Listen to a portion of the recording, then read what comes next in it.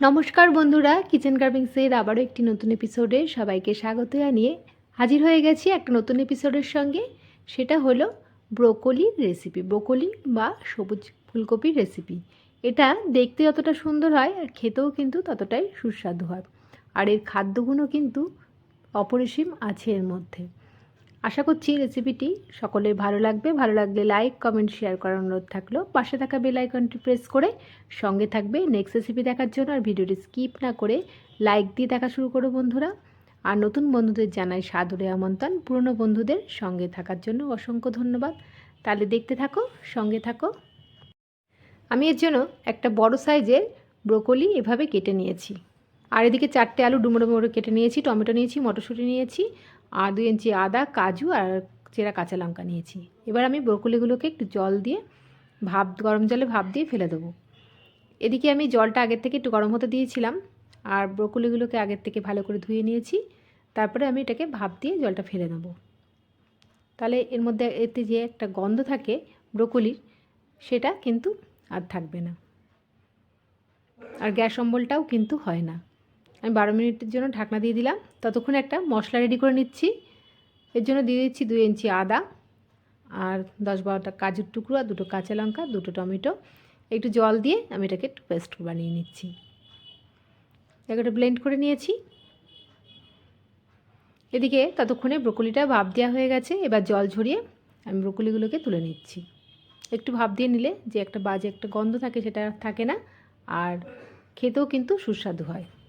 জল ঝরিয়ে তুলে নিয়েছি। এদিকে কড়াইটা গরম করে নিয়ে কড়াইতে দিয়ে দিচ্ছি সর্ষের তেল। তোমরা চাইলে এখানে সাদা তেলও রান্না করতে পারো। তেলটা গরম হলে আমি দিয়ে দিচ্ছি একটু স্বাদ মতন লবণ, পরিমাণ মতন হলুদ গুঁড়ো। তারপর একটু নেড়ে চেড়ে নিয়ে এখন আমি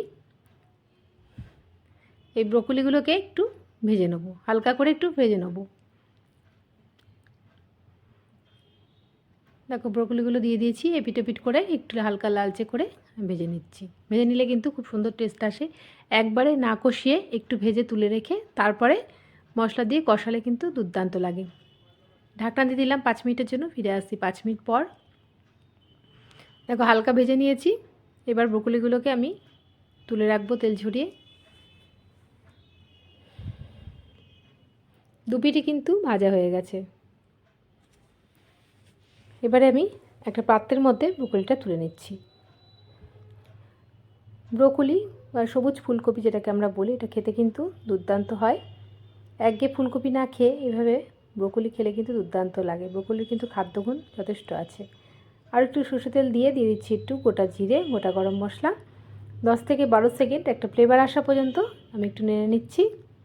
তারপরে 4টে আলু আমি ডুমো ডুমো করে কেটে রেখেছিলাম, সেটাকেও একটু আমি ভেজে নিচ্ছি। কষানোর আগে আলুগুলোকে খুব সুন্দর করে ভেজে নিচ্ছি। দিয়ে দিচ্ছি পরিমাণ মতন লবণ, আর দিয়ে দিচ্ছি একটু হলুদ গুঁড়ো। তারপরে আলুটা ভালো করে লালচে করে ভেজে নিচ্ছি। আমি ঢাকনা দিয়ে দিয়েছিলাম 6-7 মিনিটের জন্য, ফিরে আসি 6-7 মিনিট পর। দেখো আলুটা কিন্তু ভাজা হয়ে গেছে খুব সুন্দর করে লাল লাল করে। এবারে আমি এর মধ্যে মশলাগুলো অ্যাড করে দেবো। তার আগে মটরশুঁটি দিয়ে দিচ্ছি। ফুলকপি আমরা যেমনভাবে রান্না করি সেইভাবেই কিন্তু এটা রান্না করে নিচ্ছি। তবে একটু টেস্টটা একটু অন্যরকমই হয়, খেতে কিন্তু দুর্দান্ত লাগে। নিরামিষের দিনে এরকম একটা ব্রোকলির রেসিপি থাকলে কিন্তু হেভি লাগে, দুর্দান্ত লাগে। দেখো ব্লেন্ড করা মশলাটা আমি এর মধ্যে দিয়ে দিলাম। তারপরে ভালো করে কষিয়ে নেবো। আমি মশলাটা দিয়ে ভালো করে কষিয়ে নিচ্ছি। আদা, কাঁচা লঙ্কা, কাজু দিয়ে ব্লেন্ড করেছিলাম, তোমরা তো দেখে। এরপর এর মধ্যে দিয়ে দেবো 1 চামচ জিরের গুঁড়ো, 1 চামচ ধনের গুঁড়ো দিয়ে আমি ভালো করে কষিয়ে নেব। আর দিয়ে দেবো একটু ঝালের জন্য লঙ্কার গুঁড়ো, আর দিয়ে দিচ্ছি যে টমেটোটা কেটে রেখেছিলাম, একটা বড় টমেটো আমি রেখে দিয়েছিলাম কেটে, সেটা দিয়ে দিচ্ছি। আর চেরা কাঁচা লঙ্কা দিয়ে আমি ভালো করে কষিয়ে নিচ্ছি।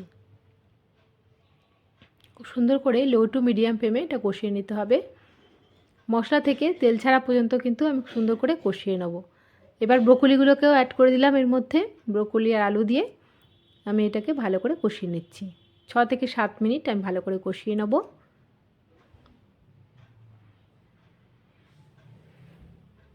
দেখো ভালো করে নেড়েচেড়ে নিয়েছি। এখন আমি একটু ঢাকনা দিয়ে দিচ্ছি 10 মিনিটের জন্য। ফিরে আসছি 10 মিনিট পর। এবার একটু মিক্সি ধোয়া অল্প একটু জল দিলাম এর মধ্যে অ্যাড করে, তারপরে ভালো করে নেড়েচেড়ে নিচ্ছি। দেখো এই ব্রোকলিটা কিন্তু, আলু ব্রোকলি কিন্তু আমার কষানো হয়ে গেছে। এখন আমি আরেকটু গরম জল এর মধ্যে অ্যাড করে দিলাম। খুব সিম্পল একটা রান্না। এইভাবে কিন্তু ব্রোকলি রেসিপিটা তোমরা অবশ্যই একবার ট্রাই করবে, দুর্দান্ত লাগে খেতে। তারপরে ভালো করে নেড়েচেড়ে নিচ্ছি। আর তার আগে একটু স্বাদ মতন আর একটু লবণ আমি অ্যাড করে দিলাম। লবণটা একটু কম হয়েছিল তাই আমি একটু লবণটা অ্যাড করে দিলাম। তারপরে আমি ঢাকনা দিয়ে দেবো আরও 6 থেকে 7 মিনিটের জন্য। ফিরে আসছি 7 মিনিট পর।